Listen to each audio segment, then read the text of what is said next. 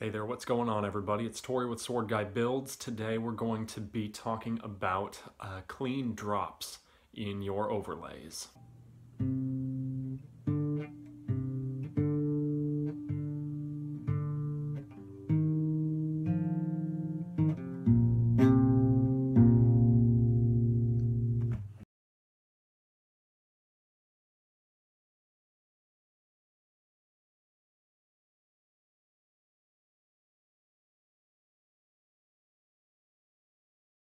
Okay, so I've got this flashlight also trained on my thong here.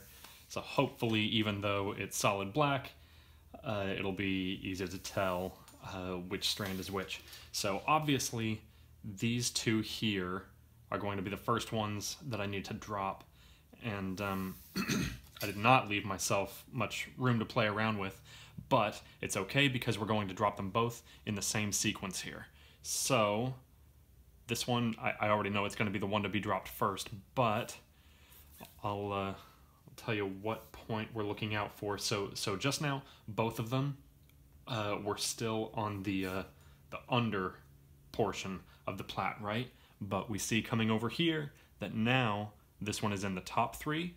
We would have to go under that one. It would go over, but we're dropping it. So we're going to tuck it around the back, bump the next one up, then continue. And we will know to tighten it down when we plait the one that we, bumped up to fill in after it. And I think that was it. So we're going to pull this tight. Yeah, see that one right there? Okay, and trim it, melt it to the belly.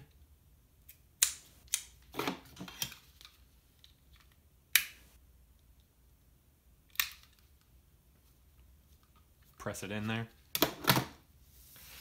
And now we're going to drop the second one up here, and this one will go differently.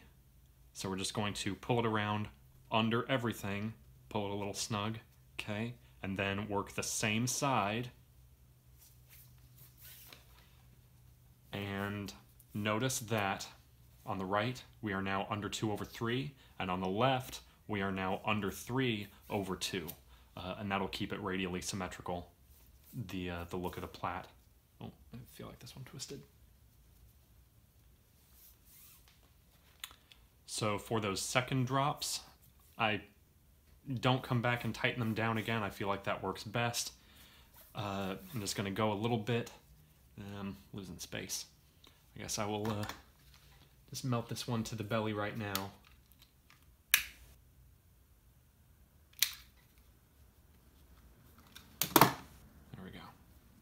And now we're in a 10 plait, and we will keep going until we drop down to 8. Here is the next drop. My plaited belly just ended, and I'm getting into my loose strands. So we see our shortest one here, and our other shortest one here. Even though this one is higher, because it's on the under 2 side, or rather the over 2 as we're actually plaiting it, this one is going to come second.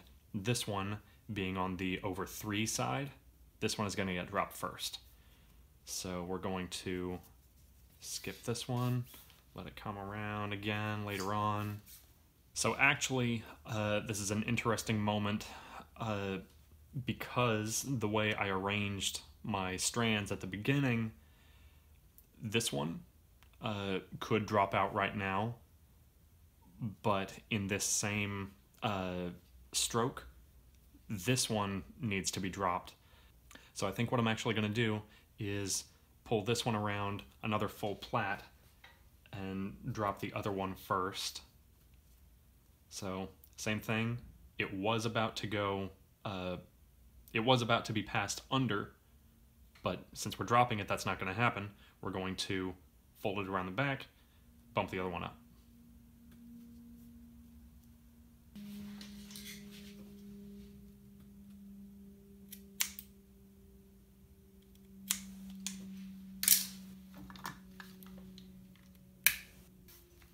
Okay, so now I'm under 2/2 on the right and under 3/2 on the left. And I really don't have a lot to work with there, which is good from a standpoint of minimizing plastic waste, but it's like sort of a pain to have to grab onto. Okay, so we're going to drop this one now, and I'm going to pull it tight from here and then wrap it around the back. Remember, it's got to stay under everything, and then we're working the same side again.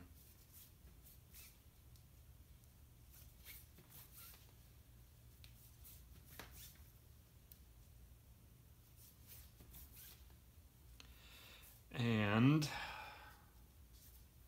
I can probably do a passable job at hiding those strands, the stray fibers under here without melting it.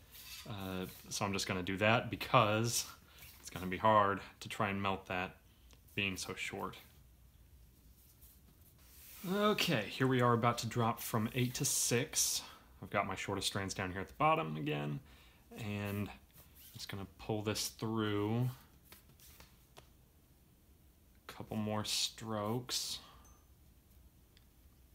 So this one is the first one to pass that halfway point. It would be going over now, but we're going to tuck it around the back, bump the next one up, plait over it like that. Okay, and continue on until we plait the one that was directly behind it. I think we just did. Pull it a little bit snug, cut it and melt it. And I mean, really, as long as it doesn't fray too badly by the time you plait over it, you really don't even have to melt it.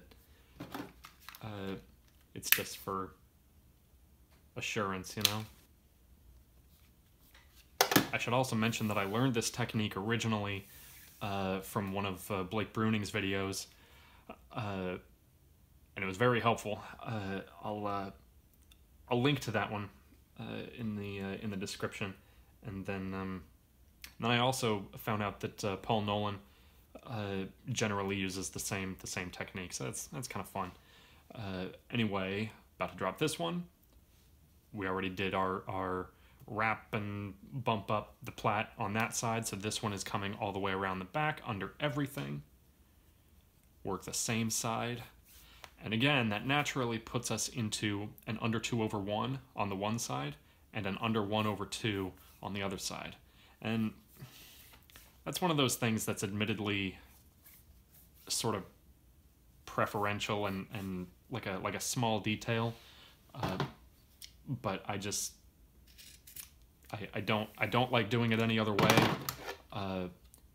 Since I started paying attention to it and started doing it that way, I've never found a need to ever do it, you know, the same thing on both sides when you have an uneven plait. I feel like you always have the option of keeping your radial symmetry. Okay, come back in a few minutes. Okay, so here we are at the end of my 6 plait and the end of my belly. So this one is a hybrid, so what I'm gonna do is drop one of these into the center and use that as my core, and I'll show you how I do that, may as well. So our shortest ones are here and up here. And I'm going to drop the one on this side into the center first, because I feel it's easier to plait 3 strands and 2 when the 3 strands are the ones that are like spaced apart like that, you know? Okay, so our short strand is at the top now, and it looks different, but really it's the same. This is the point where in this particular plait it would start going over, right? But we don't let it go over. We're gonna pull it around to the back, bump the next one up, and continue our plait. Now, I am going to pull this one a little bit tight but not very much at all, because, yeah, there it is. This point here, our drop from 6 to 5 plat, that's going to be, it's going to be very easy for it to kink here. So what I'm going to do is continue platting for just a couple of strokes, and then I'm going to try this area. Okay, it's got a clean bend going down. It's got a clean bend going up. Looks like it's got clean bends going to the sides. So that is a fair tension for that to be at, all things considered. So that's the one drop. I'm gonna keep this going for 6 inches because that's my methodology for this particular type of whip in this length, and I will come back in a few inches to drop the other strand.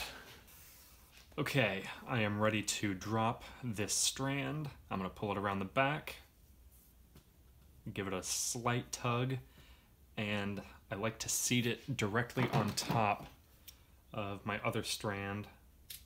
Snip that one, and then melt it a little bit, and just slightly, melt it just slightly, and then sort of press it like that against the new core strand, and I believe that that keeps the profile minimal.